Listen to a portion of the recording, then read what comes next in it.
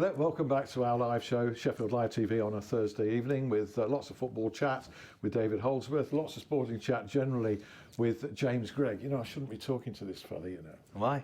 He's a rival manager. He's going to be a rival. Well, yeah.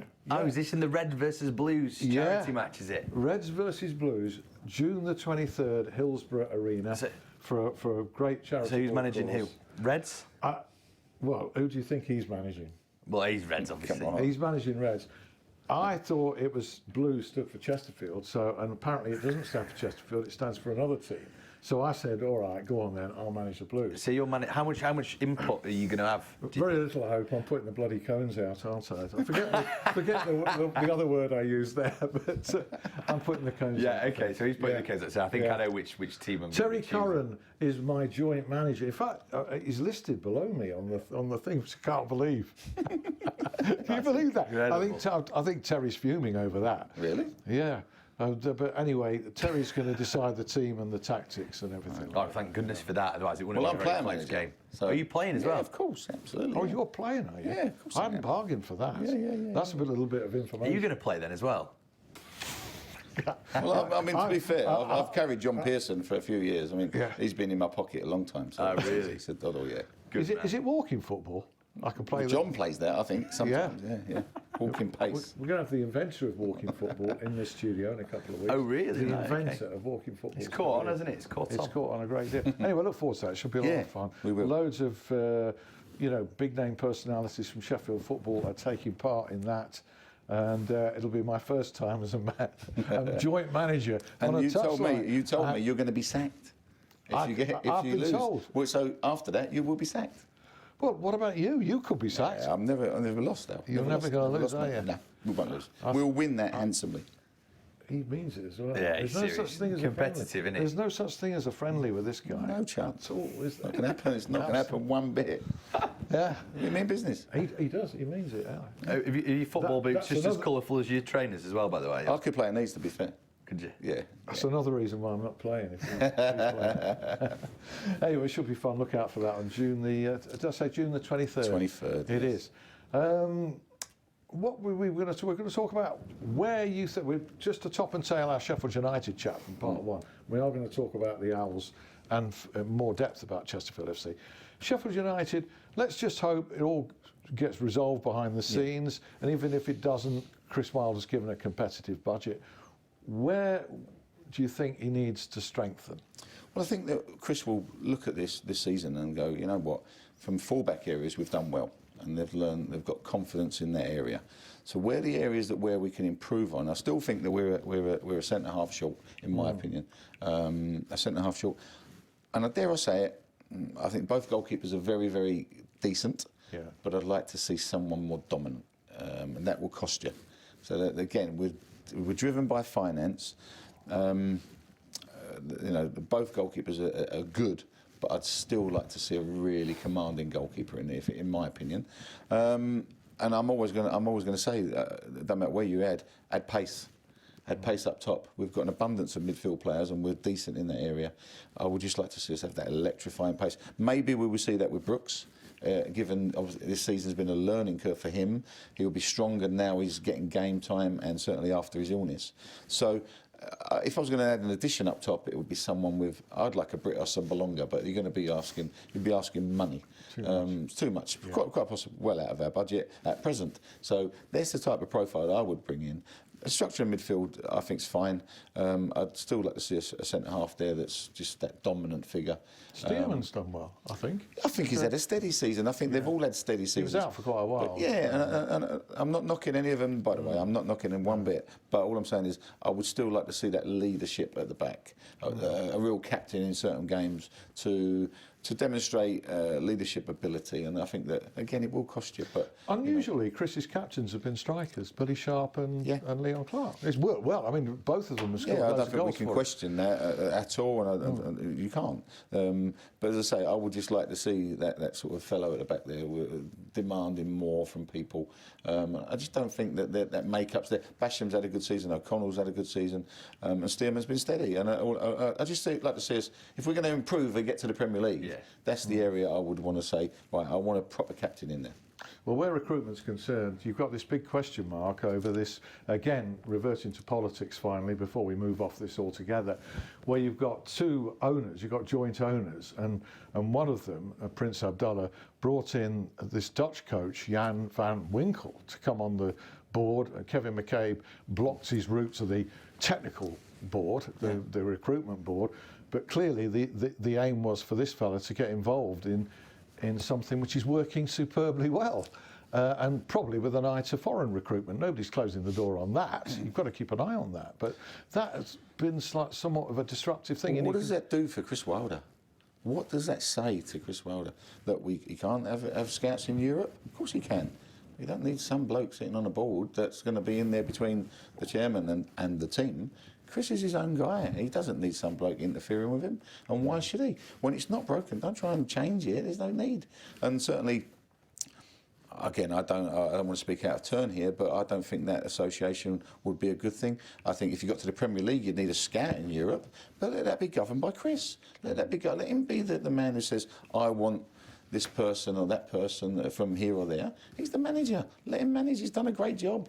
Don't try and alter his objectives by bringing in a guy who's going to say, yeah, well, we should be bringing him in from, because I know he's a good player from Ajax or wherever. Let Chris do his recruitment. Let him be the person that profiles players. Say, if you want a centre half, or you want him to be 6'2", then profile him. Go out there and look, give him a chance, and get him the options. Just stay in the background. Yeah, it's not healthy, is it? No. Yeah, there's smacks of interference there. I would think, I'm pretty sure, guesswork, inspired guesswork or whatever, the board have been trying to tie the manager to a new contract, but I've heard nothing more on that. Again, I think that's significant. Why would you commit yourself until the club itself was committed to going in a certain direction? It's interesting when you go back to Barnsley, because Paul Heckingbottom was meant to have been offered a contract about a year before and didn't get it signed. No. And then people questioned his loyalty. Really? If you're going to give a contract to somebody, get it signed and get it done. Get them tied down. Don't surmise and say, oh yeah, it's in the pipeline. No. That means nothing, a pipeline. It's worth nothing. Get your manager, if you believe in him, sign him up, get him tied down. I think it's slightly different. I think that they've been trying that. But, my guesswork would be that he as manager wants to see the club moving in the right direction before he commits. That's what I think. Well, then it's Christmas prerogative. He's under contract. Again, as a club, you can't have it always. No. It's like when players want to leave or players want to stay and you want to sign a player, you can't have it both ways. No. You have to offer the right amount. And that must be said for a person to commit. But again, if you're a Southampton or a West Brom and there's a £2 million, £3 million clause in Chris's contract, you pay it if you want him, wouldn't you? Yeah. So it's really down to Chris and the club to work together in securing their continuity. And if they're going to do that, then just get it done. And but back him to the hill and give him the chance. Interesting from Sheffield Wednesday today that, reading in the Sheffield Star, that Jos Luhukay has given the first inkling on what the club's priorities are going to be in the transfer market this summer. Right. I mean, it's an indication that up against FFP, the money of recent years is not there, and I think everybody accepts and understands the reason for that. But talking about promoting more youngsters from within, looking to recruit maybe on loan younger players from Premier League clubs, and younger players who know the Championship, but I think generally just reducing the age of the squad. Is that? Do you I see some sense in that? What do you think? Absolute sense. I think the guy's got his head screwed on, but he'll be governed by budget. He'll be governed by because they've wasted a rather large amount of money in certain signings and certain obviously pay packets. Which has not been given back to the club because, one, they're such a well-supported club, and a lot of the money that they've paid out, I don't think has been justified. And certainly the performances and the way that they finished, ended up in the season, finished fine in the season. But I think this manager should take a lot of credit, and I think he came in at an uncertain time. Nobody knew who he was. The supporters were like, OK, well, what have we got here? And the guy's come in and he had a bundle of injuries. He sorted them out because there was obviously people in that dressing room that didn't want to be playing, and I will question some of their ethics inside the mentality of whether they were behind the previous manager or not. I think he'd lost his reins, he'd lost his mojo there, and he's a very good manager, but he'd lost his way. But this guy's come in and he's stabilised the club and he's got them out of the treatment room.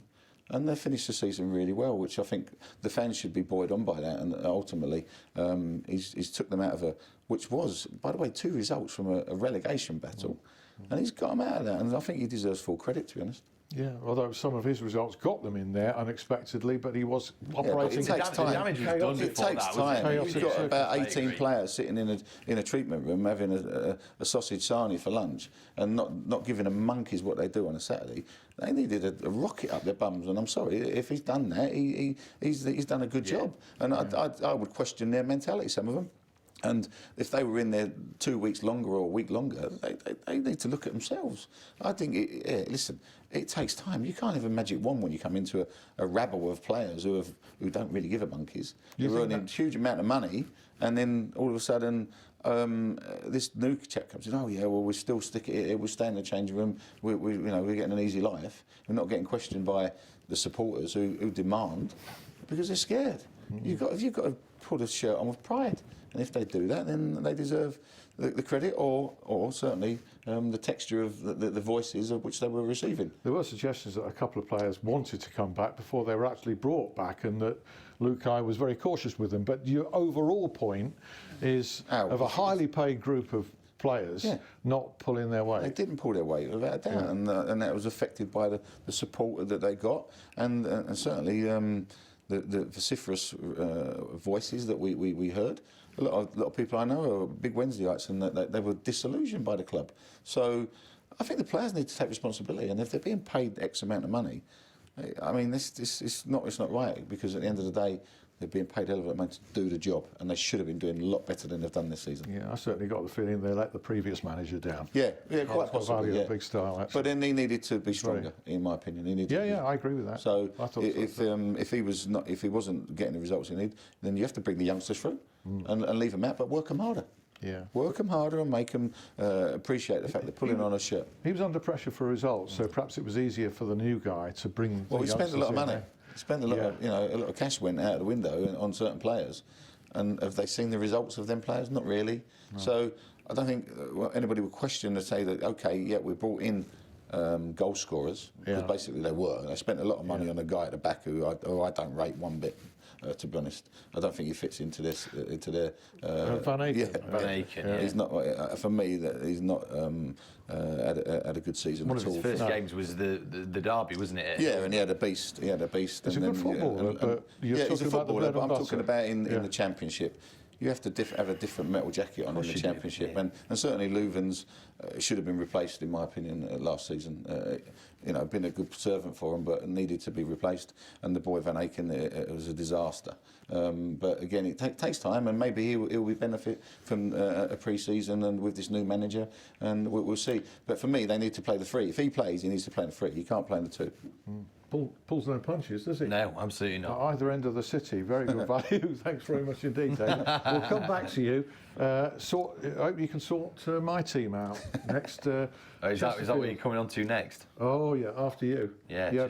But before we do that, Danny Hall, who you know well, who was in here a week or two back, has a book coming out on the Wilder. There we are. He's one of our own. The story of Chris Wilder's Blades Revolution, and he's interviewed a whole stack of people that you might have heard of, and he's sent me a text earlier tonight, and I'll tell you who he's interviewed. Paul Coots today, who was in here last week, very entertaining. He said he had a good hour with him. Yes, he does. There it is. There it is. Who else has he talked to? David Brooks, Mark Duffy, Richard Stearman, Tony Curry. Who's he? Ian Whitehall. Yeah. What an illustrious. Joins the illustrious list. A big pal of Chris Wilder's, going way back. Kevin Gage, John Garrett, the club historian, and he says hopefully Billy Sharp and Alan Neil in the coming weeks, but not David Holdsworth. No. Not David Holdsworth. Not spoke to him yet. Right, what else is going on? Well, of course, it's the last home match for the Blades this Saturday against Preston as well. What could have been, or is it Blades fans happy with that? Who knows? Well, I'm sure that it's a bit of a 50-50 split, maybe, would you say, or probably slightly less? I don't know. in terms of if they're happy with it, or whether it's what could have been. I think there'll be a rapturous appreciation. Yeah. And I think rightly so. Okay. For what's because let's face it. Oh yeah, I'm sure the appreciation's there. Yeah, absolutely. Yeah. But in terms of Blades fans going, are they really happy with this season or not? Well, you can't be completely happy, can you, because of what it promised, but you have to understand the reasons why. It's nearly. Yeah. But there's been recent games where they've dominated the play, had the opportunities, and whilst the strikers were on form prior to Christmas, since Christmas, there's not been that influx of goals that we saw, and the credibility in terms of the play has been diminished because we haven't got the results. Where we've had opportunities, and I think that's the nearly part. Yeah. And listen, there'll be one person, and Alan Neil will be, Chris and Alan will be, knowing that this could have been 6 points more.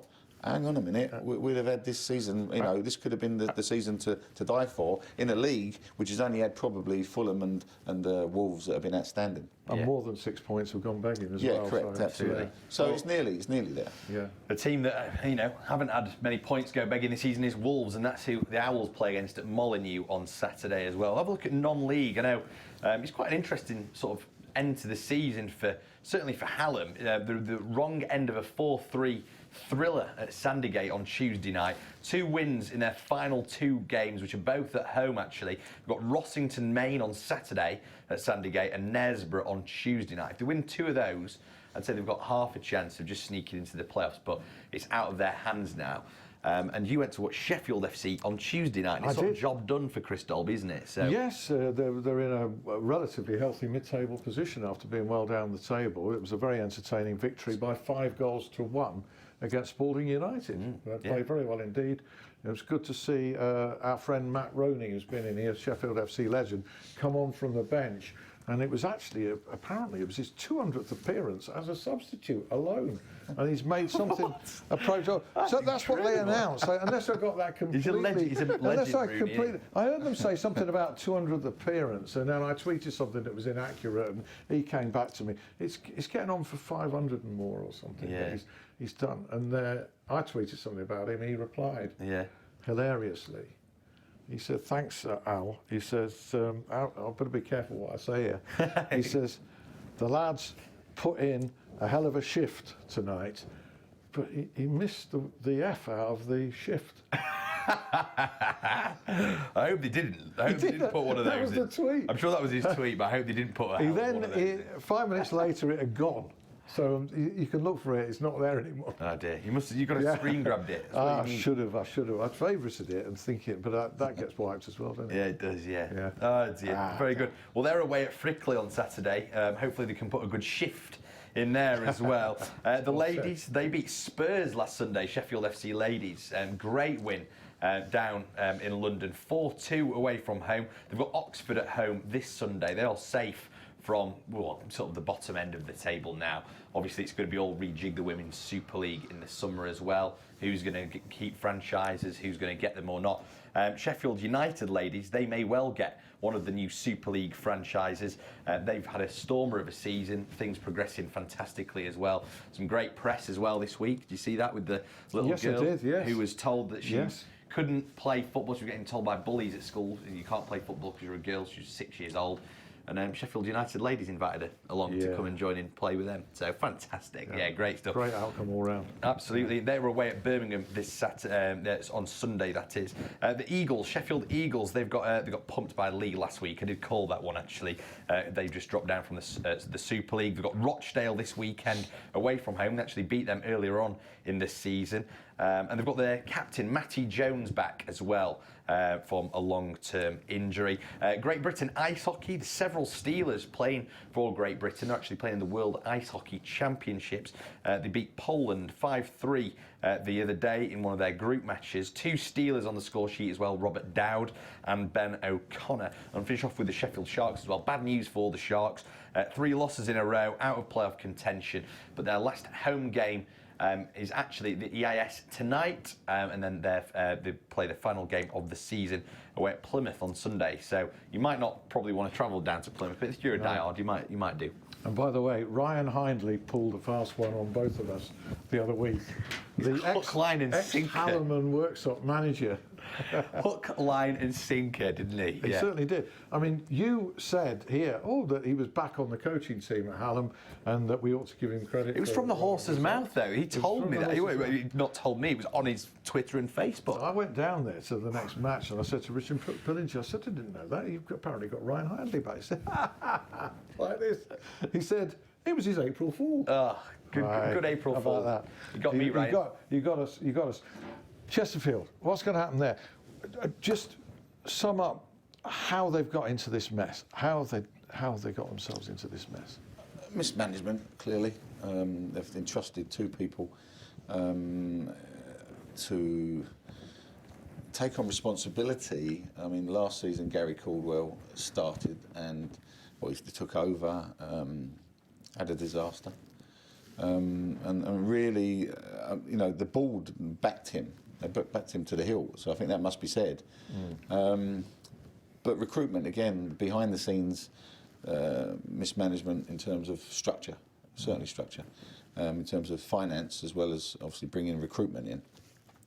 If you're going to progress in a football club, you've got to have the right type of recruitment and also the intelligence to bring in the right type of profile of player that's going to stay at the club and also thrive on being at the club to see it into where Chesterfield wanted to be.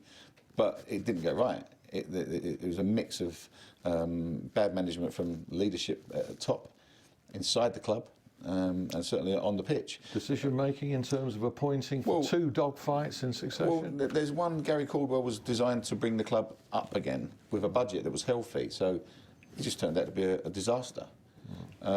And then the appointment of Jack, Jack's a young man and wanted to manage the club, which being a former player would want to. But did he have the knowledge of a relegation battle? No, he didn't. So whilst the fans would have been happy in the first couple of weeks saying, yeah, we've got Jack Lester back, a heroic player for us, there's more to it. Managing in a relegation battle takes an incredible amount of responsibility and know-how to save a club from going down, and it just proved to be on too hard. And it's a very, very, very difficult job. But there's ways of doing that. You have to change the structure of the team. And Jack didn't do that. And he'll probably learn a great deal for this. He'll be disappointed, hugely disappointed. But for your supporters and for the people inside the club, you've got to look at why they found themselves in that place, why the responsibility of making the right decisions and recruitment of the manager. They need to look at themselves, and quite rightly so. I think I would agree with that. And let's not be, it can only be. It's factual. It's not me saying this, that, or the other about who should have taken that. They would know inside the club who should have taken responsibility in finding the right man for that job. They wanted to please the fans. They did. They really did. They wanted to please them. They brought in Jack Lester, who's a fan's favourite. Yeah, it's all rosy. So what? It doesn't make the slightest hoot. You've got to staying in the league was their priority, and they didn't do it, and they haven't done it, and now it's an incredible hard job. 45 seconds left. Who would you go for? What kind of manager would you go for now, and any ideas? Someone knows that division, must have knowledge of that division, can be proactive with the budget they've got, with the retainment of the players that they've got. Because they've managed that poorly, and they've got to have someone that can be work with a budget that can get them, one, stability again, and secondly, after that, can they bounce back straight away? It's going to be tough. It's going to be tough for whoever goes in there. Extremely hard, and they need to make the right decision. And experience, then, you're saying? Experience is key, and also knowledge. David, thanks very much indeed to get the benefit of all your knowledge, vast as it is. It is, isn't it? It's flown by. And James, thanks very much indeed. We'll be back with another show next week. It's on my YouTube channel, this one if you missed. See you. Good night. Bye.